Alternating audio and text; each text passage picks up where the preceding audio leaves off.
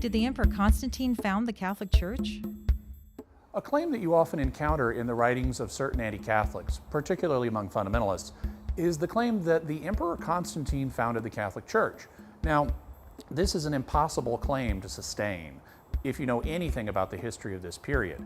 It's clear that when Constantine came around, the early 4th century, the early 300s, that there was already a Christian church in existence and that this church called itself the Catholic Church.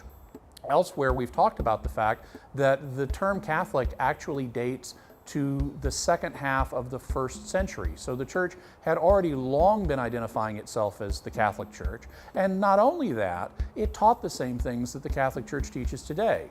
If you look at the teachings of the fathers of this period on issue after issue, from the Eucharist to baptism to the authority of the Pope to the unique role of Mary, on just subject after subject, the Church Fathers can be shown long before the time of Constantine to be espousing the same views that the Catholic Church teaches today.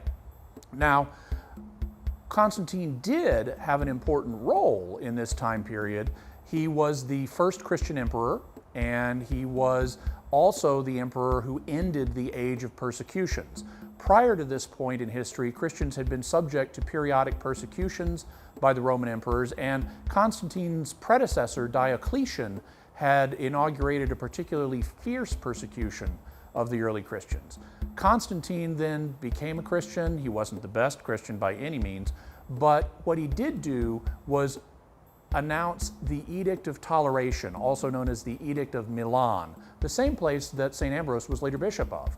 According to the Edict of Milan, Christians were now a tolerated group. They were not going to be subject to persecutions, and consequently the church was able to blossom in an even greater way than it already had been blossoming. Some people have the idea that Constantine made Christianity or Catholicism the official religion of the empire. That's not true.